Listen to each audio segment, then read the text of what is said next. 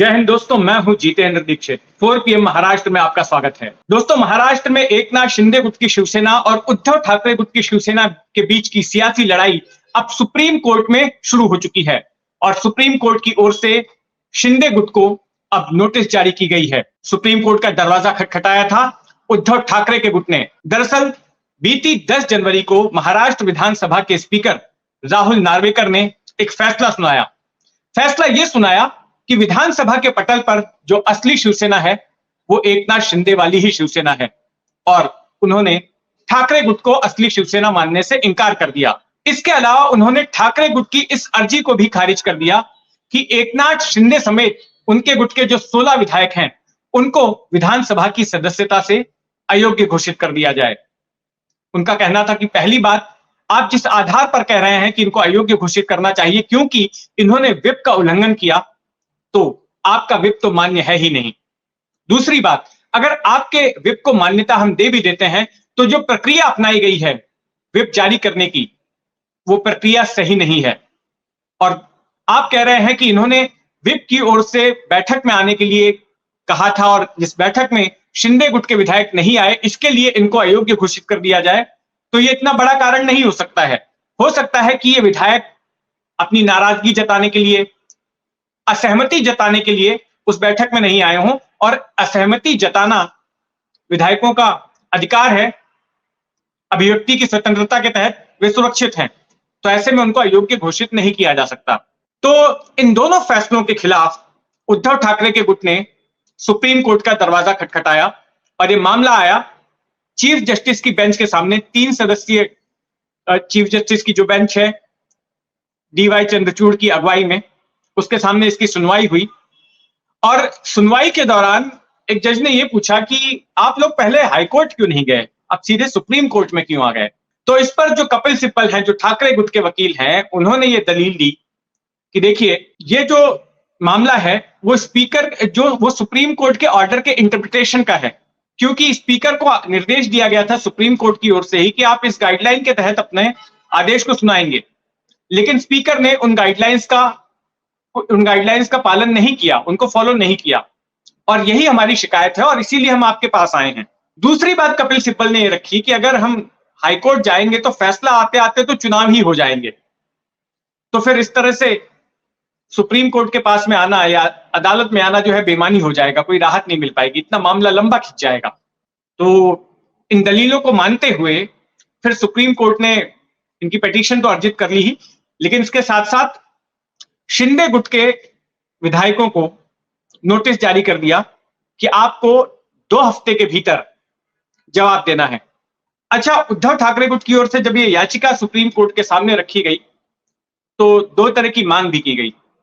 एक मांग ये की गई कि जो शिंदे गुट के जो व्हिप हैं, उन व्हिप को अगर कोई आदेश जारी करना है तो वो ठाकरे गुट के विधायकों पर लागू ना हो, उनको रोका जाए कि कोई भी निर्देश जो है वो ठाकरे गुट के लिए नहीं देंगे, क्योंकि अगर भरत गोगावले जो व्हिप हैं शिंदे गुट के, वो कहीं वापस से व्हिप जारी करते हैं, कोई निर्देश जारी करते हैं और ठाकरे गुट के लोग नहीं मानते हैं, तो फिर शिंदे गुट के की ओर से ये शिकायत की जा सकती है कि इन्होंने व्हिप का उल्लंघन किया और ऐसे में इनके खिलाफ कार्रवाई होनी चाहिए।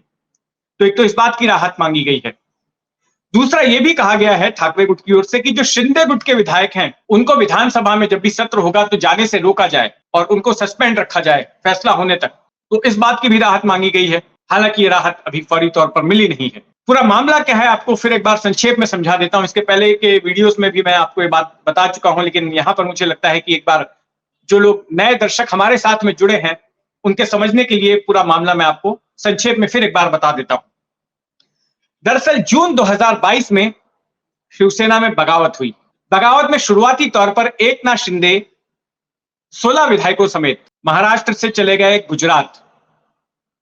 इस बीच में जब बगावत की खबर आई तो तुरंत उद्धव ठाकरे की ओर से एक बैठक आयोजित की गई और उस बैठक के लिए व्हिप जारी किया गया।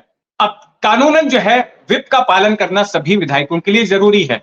अगर किसी पार्टी की ओर से कोई व्हिप नियुक्त किया जाता है तो वो जो निर्देश देगा, जो व्हिप जारी करेगा, उसका सभी को पालन करना होता है, नहीं तो ये पार्टी विरोधी गतिविधि मानी जाती है और इसके तहत कार्रवाई भी हो सकती है, अयोग्यता की कार्रवाई हो सकती है विधायक के खिलाफ जो उसको नहीं मानता है। तो हुआ ये कि एकनाथ शिंदे के समेत जो 16 विधायक थे वो नहीं हाजिर हुए। इसके बाद ये संख्या शिंदे के पास 40 तक पहुंच गई थी, लेकिन कई विधायक ऐसे थे जो कि इस बैठक में आए लेकिन बाद में शिंदे के पास चले गए। तो जो शुरुआती 16 लोग थे जो बैठक में नहीं आए, उनके खिलाफ ठाकरे गुट की ओर से स्पीकर के पास में शिकायत की गई कि इनके खिलाफ दल बदल कानून के तहत कार्रवाई होनी चाहिए, इनको अयोग्य घोषित करना चाहिए, इनकी विधानसभा की सदस्यता छीन लेनी चाहिए। आगे चलकर ऐसी ही शिकायत शिंदे गुट की ओर से भी की गई, क्योंकि उसके 10 दिनों बाद एकनाथ शिंदे महाराष्ट्र के मुख्यमंत्री बन गए और फिर जब स्पीकर का चुनाव होना था तो उस दौरान भरत गोगावले को व्हिप नियुक्त किया गया था शिंदे गुट की ओर से, और उनकी ओर से भी व्हिप जारी किया गया और उस व्हिप का पालन ठाकरे गुट के विधायकों ने नहीं किया। तो ऐसी ही शिकायत शिंदे गुट की ओर से भी ठाकरे गुट के विधायकों के खिलाफ स्पीकर के पास की गई। अब ये दोनों शिकायत और काउंटर शिकायत का मामला स्पीकर के पास था, राहुल नार्वेकर के पास, जो कि बीजेपी विधायक भी हैं। तो बड़ी ही ढुलमुल तरीके से उस पर सुनवाई हो रही थी, तारीख पर तारीख पड़ रही थी। फिर हुआ ये कि मई 2023 में सुप्रीम कोर्ट ने जब इस पूरे प्रकरण पर अपना फैसला सुनाया तो उन्होंने स्पीकर को भी निर्देश दिया कि आप जो है एक रीजनेबल टाइम के भीतर इस पूरे मामले में फैसला सुना दीजिए। अब सुप्रीम कोर्ट ने रीजनेबल टाइम तो बोल दिया, लेकिन वो रीजनेबल टाइम क्या होगा, कौन सी तारीख तक फैसला सुनाना है, यह स्पष्ट नहीं किया था। अब इस वजह से हो यह रहा था कि स्पीकर महोदय अपना समय ले रहे थे, फिर से तारीख पर तारीख पड़ रही थी, धीमी रफ्तार से मामला आगे बढ़ रहा था। तो ऐसे में फिर उद्धव ठाकरे गुट ने वापस सुप्रीम कोर्ट का दरवाजा खटखटाया। सुप्रीम कोर्ट ने कड़ा रुख अपनाया और कहा कि आपको 31 दिसंबर तक फैसला सुनाना होगा, स्पीकर को कहा। उसके बाद बड़ी ही रफ्तार आ गई स्पीकर के कामकाज में, रोज सुनवाई होने लगी। यहां तक कि जब विधानसभा का शीतकालीन सत्र चल रहा था उस दौरान भी सुनवाई हुई।